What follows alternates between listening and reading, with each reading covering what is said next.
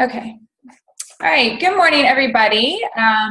We are on week 7. Oh my gosh, this is the 7th week of our leadership 8-week program Zoom call. Thank you for adjusting to the time change this morning. I had to go to family chapel and watch Lawson sing, which is always very entertaining and wonderful. And he's such a good dancer and enthusiastic. And he's the only kid that takes a bow. Like, you can tell children that have like theater families, like, you know, mom teaches, you know, when you finish your performance, you take a bow. So he always takes a big dramatic bow, but the other kids have not caught on to that quite as well. So thank you guys for being on here this morning. I really appreciate it. And we are, of course, recording this so that those who are not here can watch it.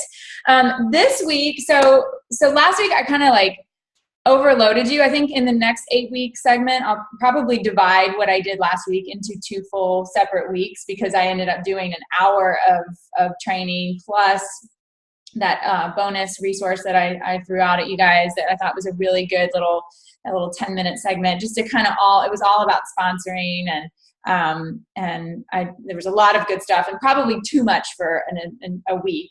But this is the first time I'm doing this as an 8-week session. So I'm kind of learning what needs to be stretched, and, you know, where I could probably go over 2 weeks with a topic. But there's just so much I want to tell you guys. There's so much I want to say, and so much I'm reading in this great book that I'm kind of, you know, taking and regurgitating, but also putting the Trades of Hope spin on it. And it's really been inspiring. So thanks for hanging, even though we're moving kind of fast. So this week, what I want to talk about, I actually, after I posted the post yesterday about the topic, I really dug into what I wanted to share, and it kind of changed. So this week we are going to talk more, we're really going to talk about walking the talk and working smarter. And then next week, I'm going to get into the team stuff, because I realized, kind of like with goal setting or belief or any of the things that we've talked about so far as being a leader, you can't put the cart before the horse. You have to be right within yourself. You have to have your belief set before you can believe in others. You have to have your understanding of what you want before you can help others achieve what they want. You know, putting that oxygen mask on yourself first before you can serve the needs of a team and be a leader.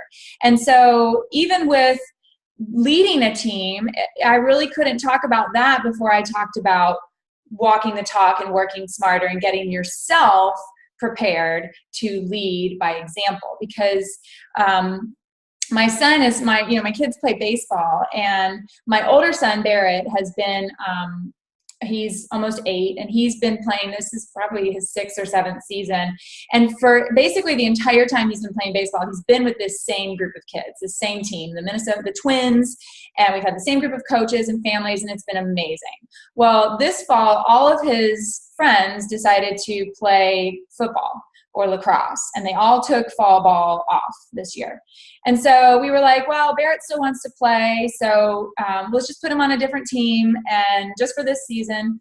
And, you know, it'd be a really good chance for him to be a leader and you know, maybe be the best kid on the team instead of like middle of the pack, and work on his skills. And so he's on this team. He's on the Red Sox this season. And every single kid on the team played T-ball last season, and this is their first season playing in the next league up, which is a lot more like real baseball. And Barrett's been playing in this league for 2 years now. So he's almost 8, playing with like 5-year-olds who don't really have the same skill set that he does at all, or even understanding of the game.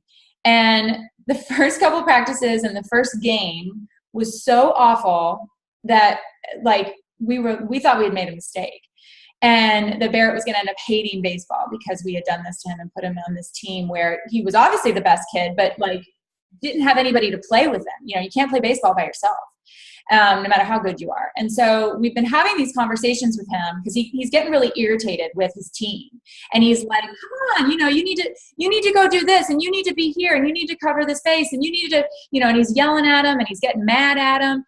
And they're not responding. They're shutting down on him. They're like, who are you? Don't be bossy. You know, it's like in that 5- and 6-year-old way. But so we've had to have these conversations with Barrett about people don't care how much you know until they know how much you care. And as frustrated as you might be, and as much as you might know about baseball, and as good as you are, and you wanna lead this team, they are not going to respond to you until you start high-fiving them, telling them they did a great job, complimenting any effort that they put forward, building a rapport, building a relationship with them, and then you can show them what you know. And it's so incredibly powerful, to think about giving him this lesson, because it's exactly what we have to do in our own business. People don't care how much you know until they know how much you care. And that is one of the most valuable things that you can do as a leader. And really, the way that you show that you care is by investing in relationships, but it's also by walking the talk, by doing what you say you're going to do. Direct selling is an incredible business model because everybody joins for a different reason. Everybody brings a different personality, skill set to the table. We have an incredibly diverse group of women in Trades of Hope and all direct sales. I mean, so many people, different types of women do direct selling, and men. Different circumstances in their life, different ages, different experiences, different priorities. But so think about that. Think about the challenge of leading a group that is so different from you and is not homogeneous in any way. And on top of that, you're not their boss. You actually have no control over anything that they do. So you are the champion, cheerleader, and coach of a giant volunteer organization. And the only thing that those people have in common are the company that they joined and the leader that they have. And you want to be the best possible leader and best example for them that you can be, because you're not their boss. So you have to be a strong influence on them. That's how you lead in direct sales, is by being an influential leader and walking the talk. So I want to talk about what an influential leader looks like. One of the most important things, and this is the lesson I'm trying to teach Barrett, is as an influential leader is somebody who inspires others to be the best that they can be, to be all that they were created to be. Now, we know that Holly is the champion of that phrase. That has been a huge part of my own development as a leader, is Holly's belief, specifically because that's just kind of her mantra, is that she wants, in life's work, she wants women to be all that God created them to be. And I can get into that. I can believe, and I can be inspired. I am inspired by the fact that Holly says that all the time, that she wants me to be the best that I can be, and she wants me to be all that I was created to be. And I believe that I can do it through a direct sales company. And I think that's so cool, that I could actually be in the right place doing exactly what I was created to do. But we have to do that as leaders, and that's where it has to start. That's where Barrett has to start with his team. He's got to believe, inspire others to be the best that they can be. And it doesn't mean telling people what to do. It means believing in them and leaving it at that. Influential leaders exude confidence in the business, even if you don't always feel it. There's going to be things that come out from the home office that you're like, okay, really? We're doing it that way? But you would never hear me say that. I might say it to some leaders here and there, or a very small group of closed, tight-knit inner circles. But I'm a company girl. You need to be a company girl. You got to believe in our business model, in the power of direct selling, in Trades of Hope, and what we're trying to do in the world. You've got to exude that confidence to be an influential leader. An influential leader is a role model, and you lead from the front. You can only control, there's so many things you cannot control in this business, right? But you can control the example that you set for your team. And you need to be visible and present in that example. You need to always have the mindset that if I can do it, you can do it. This business is open door policy. Anybody can start a Trades of Hope business. It doesn't matter where you are, who you are, how old you are, how much money you have. You can do this. If I can do it, you can do it. You also, in that, have to recognize, because a lot of times leaders are women with very strong personalities and exceptional talents and a different level of skills even. But that doesn't mean that somebody who is shy, or somebody who is introverted, or somebody who whatever, can't do exactly what any person in this company is doing. And so you also sometimes, if you're a real strong personality or overachiever, you might have to dial it back a little bit sometimes. Sometimes your strengths can actually be a liability, and recognizing that is really, really important. And as an influential leader, you want to make sure that the "if I can do it, you can do it" is the shining message. Also, as an influential leader, you know that everything that you do will trickle down into your organization. So if you're planning your day or planning your week and the activities that you're going to do for your business, you have to think, okay, if everybody does what I'm doing right now, what will my organization look like? Now, I went and got my nails done yesterday. If everybody went and got their nails done yesterday and took a spa day, it wouldn't have been a great day for the Great Love Nation. Like, it would have been kind of a quiet day. Everybody might have great mental health, but I got my nails done. But I also sponsored a new CE. I also made some did some hostess coaching. I also coached a new CE who's getting started. So I did my business, and if the entire Great Love Nation did all those things too, we would have had a really amazing day, plus beautiful nails. But I have always, from the very, very beginning of building a team, I show up. I show up to meetings. I lead meetings. I've never had a meeting to go to because I was the one that started the meetings. But whether you're leading a meeting or attending a meeting, you can't expect your team to place value on something that you don't make a priority or place value on. If you don't show up to team meetings, whether it's Jenny's or mine or Mary's or whoever's doing the meeting, if you don't show up to this and you've got somebody on your team that you wanted to be part of this group, but you're not coming, I'm preaching to the choir, but if you're not coming, they're not going to come. Because, and I promise you that no matter how much you say, oh my gosh, this is going to be a great meeting, you should totally go. If you don't go, you cannot expect them to go. You have to show up. I show up with at least $1,000 in sales every month. I wasn't going to start $1,000 club and not be a part of it every month. That's just not, it's not what I want to do. I sponsor every month. I've had 1 month this year where I didn't have somebody, but I make a very, very concerted effort to bring on at least 2 CEs every month, but I, at the very least, bring on 1, because that's what I would hope somebody else would do in the organization. If everybody had $1,000 in sales and brought on 1 CE every month, we'd be in really good shape. So I try to do that because I'm walking the talk. I'm setting that example. I continue to challenge myself to grow, to evolve, to admit when I'm wrong, to reflect on the mistakes that I've made, because I also want my team to do that. So the greatest act of leadership that you can do is to be a glowing example of the business works if you work. So I want to show that I work, but that the business works because of that. And that doesn't mean being perfect. It doesn't mean not failing. It doesn't mean not stumbling. It just means a ton of hustle, a ton of heart, and a ton of hard work. And that's what I try to be an example of, and that is what an influential leader does. The only way that you can fail, I've said this before, and this is from Mary Christensen, the only way you can fail in direct sales is if you're not doing enough or you're doing the wrong things. And so as a leader, that kind of magnifies, because your mistakes and the things that you place value on and priorities on will be duplicated. So you got to make sure that you're placing priority and value on the things that work and the things that build and grow your business, which is going to be booking, selling, sponsoring, and continuing education. It's not, there's nothing new under the sun there.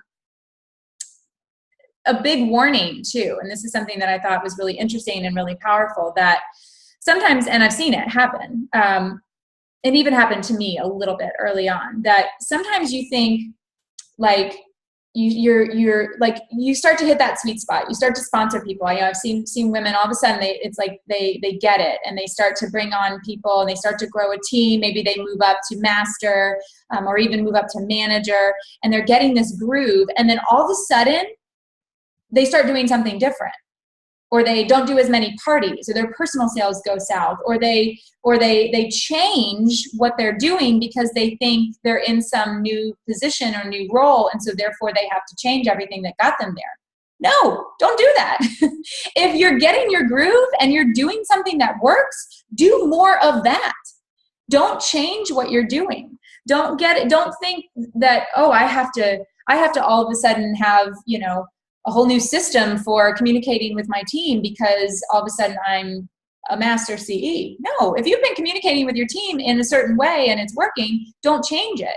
Do more of that. Communicate more or whatever it is, but don't change necessarily. Do more of what you've been doing to get you there.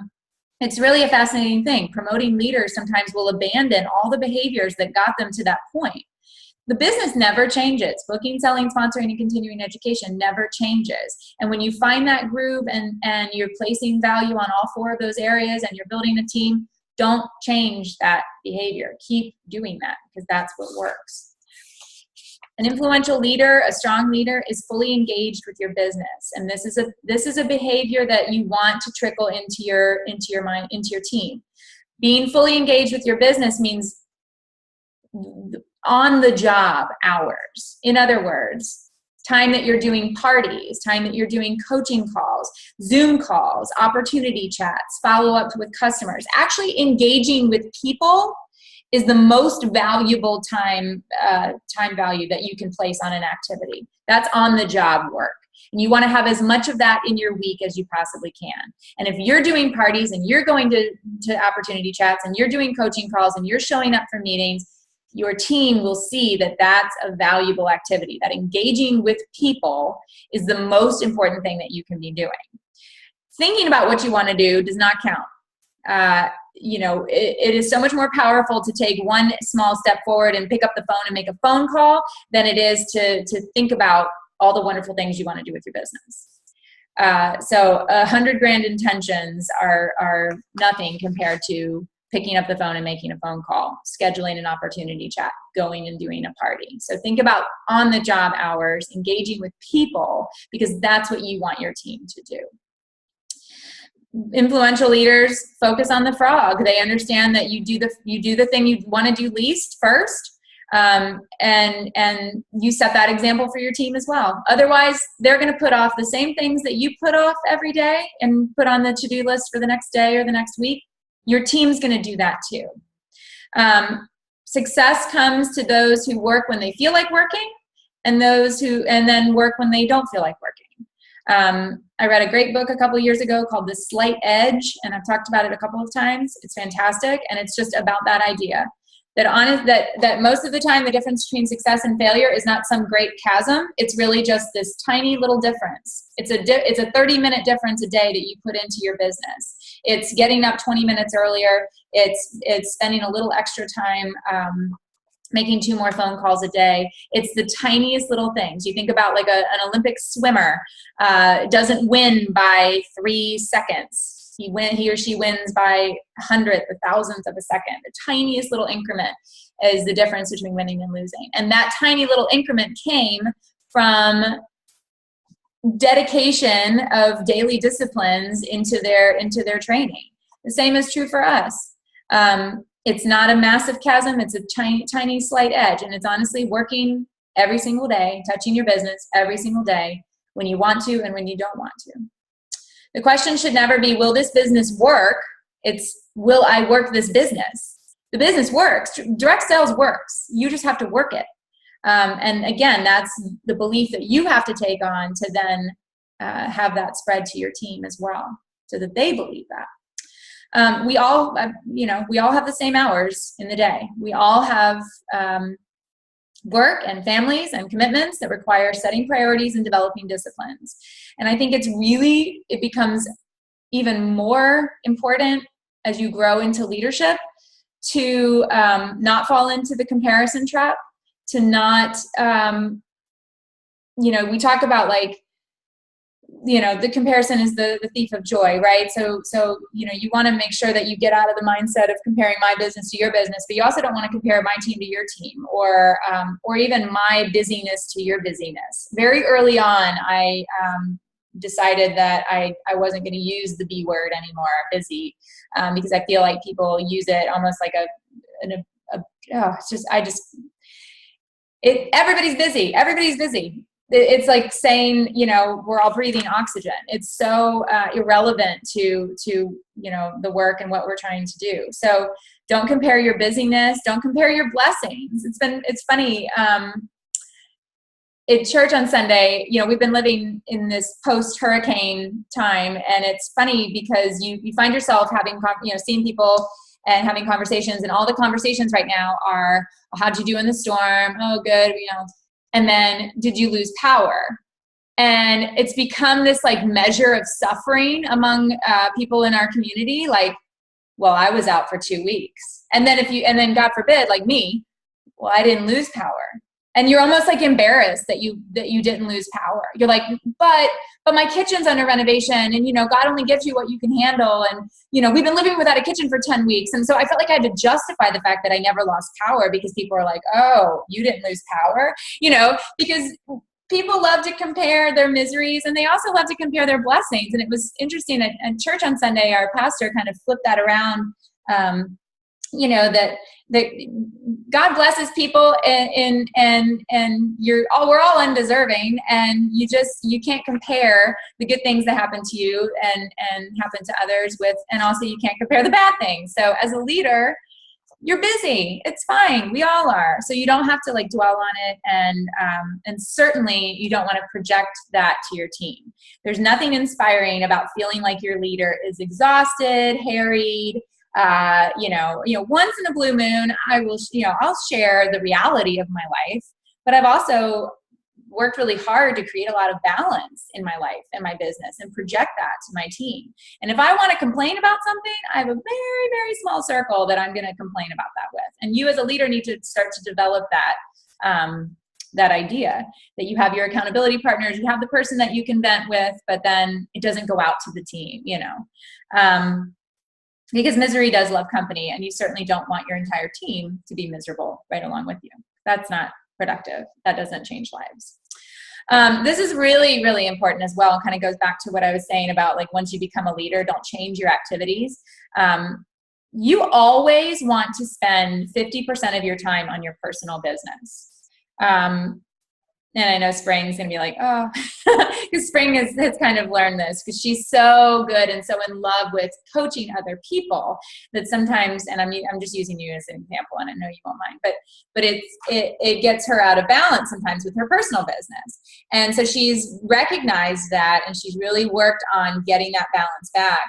And I've seen it happen with a lot of leaders, that you're just spending too much time pouring into the team when it's got to be balanced. You have to spend 50% of your time working your personal business. Your personal business has to be strong, always, if humanly possible. You know, things are going to come and go, but you have to work your business, your personal business, because at the end of the day, that's where you're going to generate new team members. You know, sales is your income. You're going to book parties.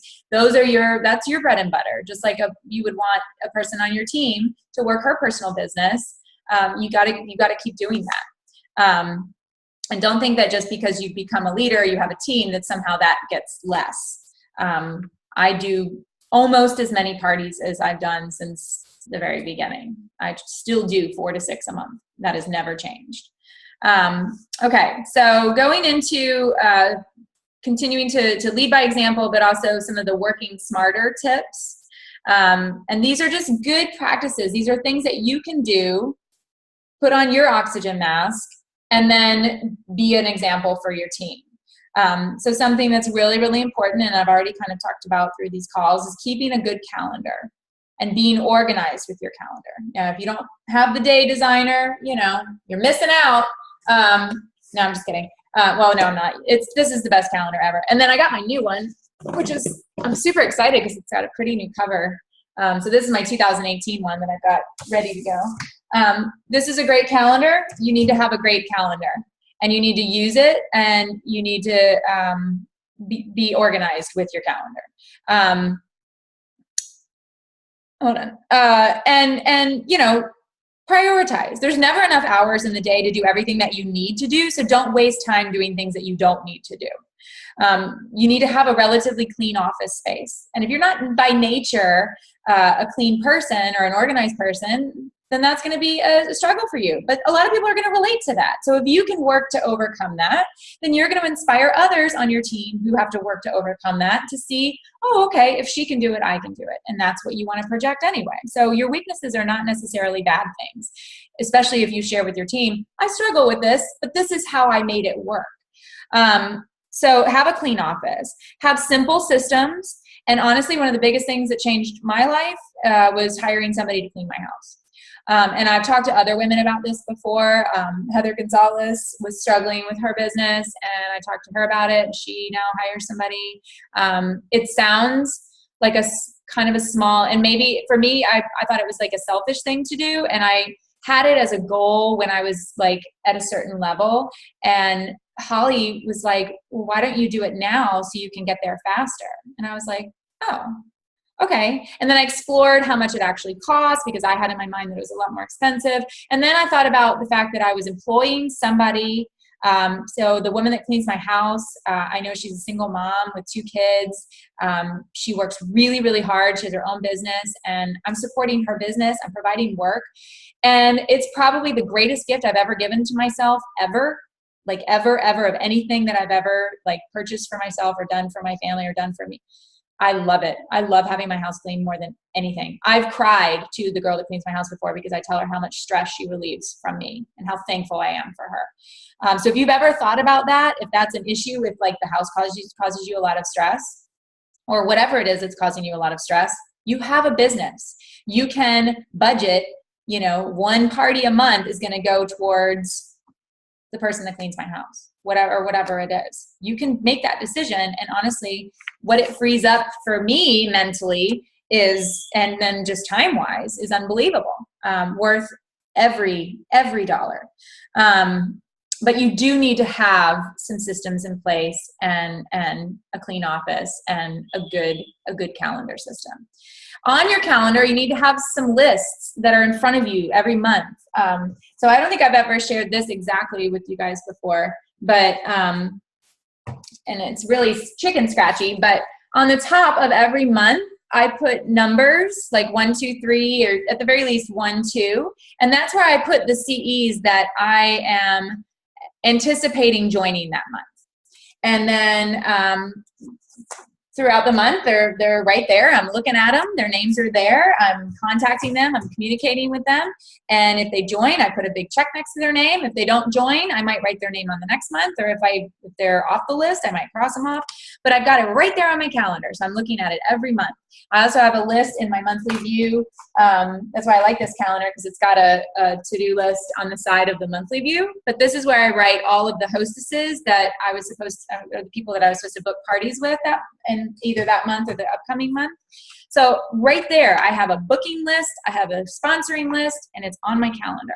And I use that. I also really think that there's 3 investments of time that have been incredibly powerful for my personal business. And that's a quick glance at my calendar before I go to bed at night, kind of making sure I'm straight for the next day, getting up early in the morning and having some quiet time in the morning to, set myself and then do a little bit of work. And sometimes it's not. Sometimes it's just reading over what I'm going to present today, or even just reading for pleasure, or just just having that quiet moment before my day kicks off. And then Sunday, planning my week for 10, 15 minutes before I go to bed. Those 3 little practices have been game changers for me. You want to make sure that you have regular business hours, that you have regular parties. If you do 1 party a week with 10 guests, that gives you 500 new contacts a year. And if 1 in 5 of your hostesses join, then that gives you 10 new CEs guaranteed per year, which would probably end up being 1 a month. You probably end up with at least 12 if you were doing that. So set that example. Party. We have a home party business. The second one was getting up early, Denise.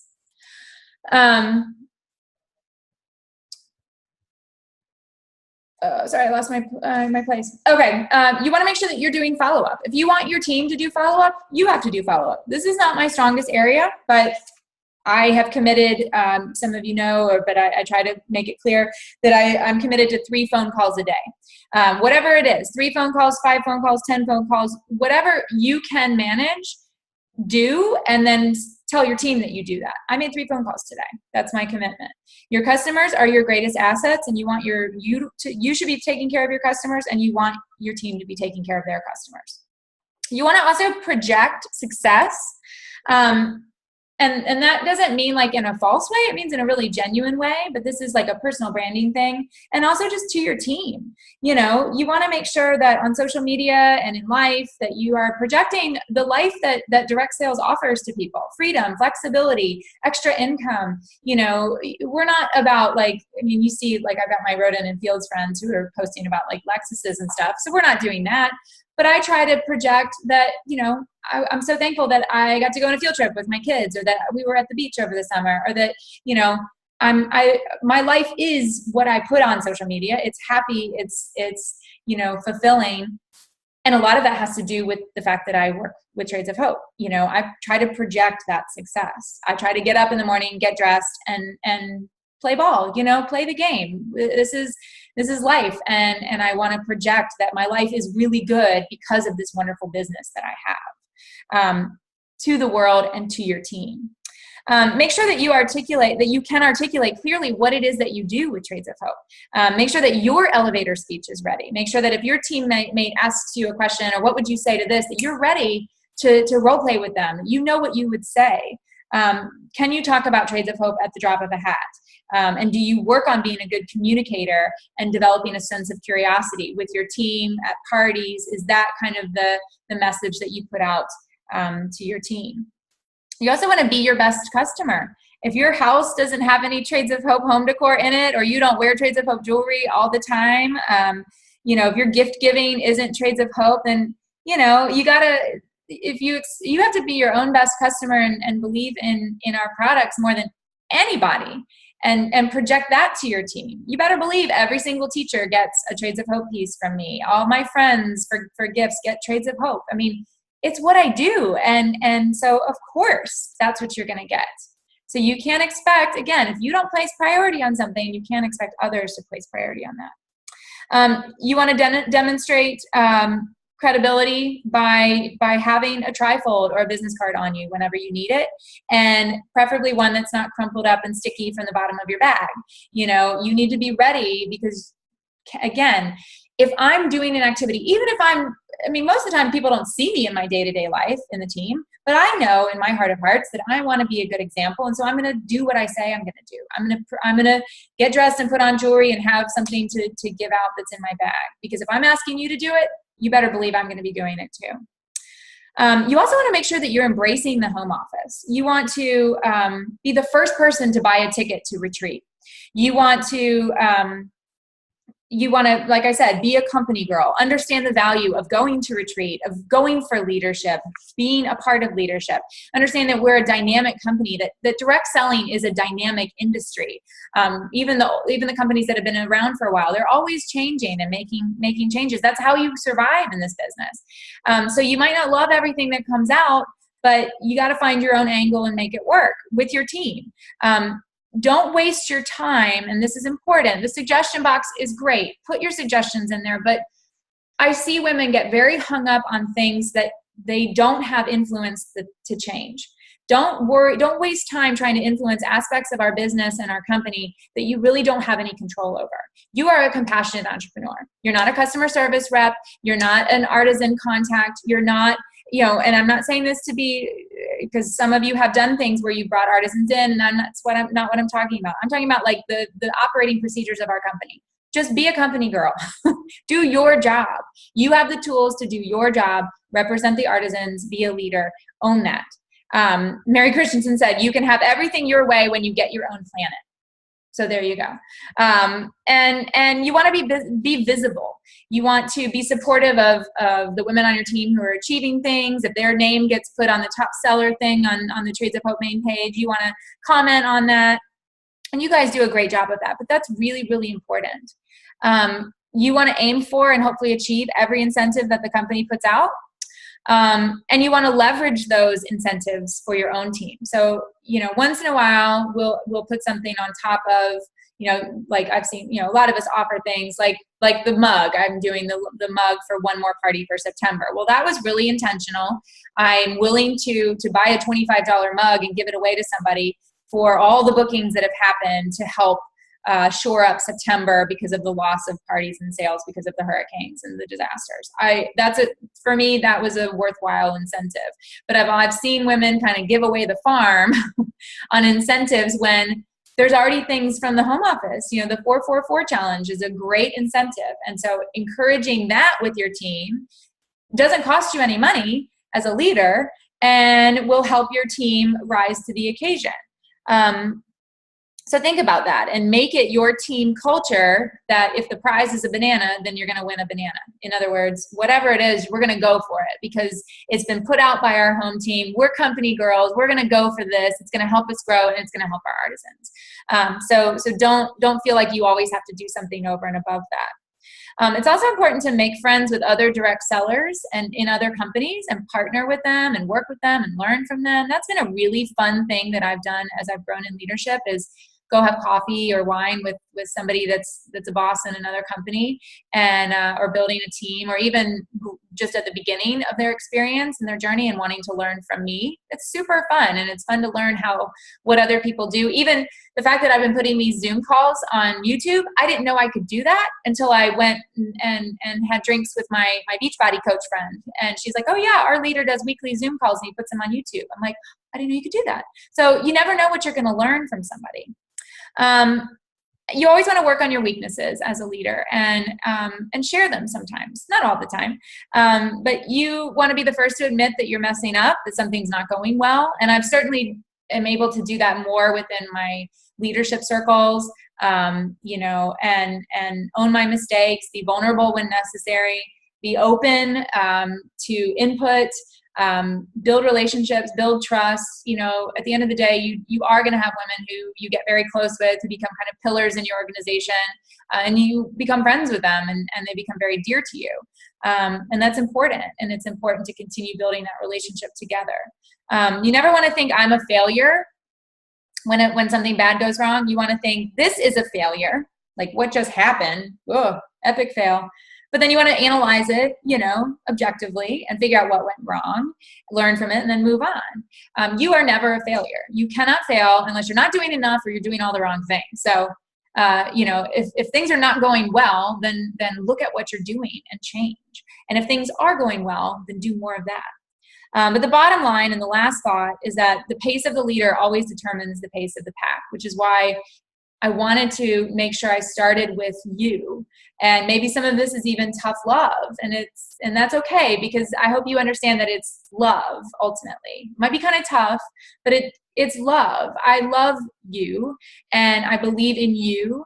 And I know from experience that when you set yourself up to be a good example and to grow and learn and make mistakes and stumble and lead from the front and be willing to walk the talk, that it's so wonderful for the women that come behind you, for the women that you sponsor, and for the organization that you are building. Because you're creating a culture within your team, and you want the culture to be reflective of you as a shining example of belief and vulnerability and joy and success.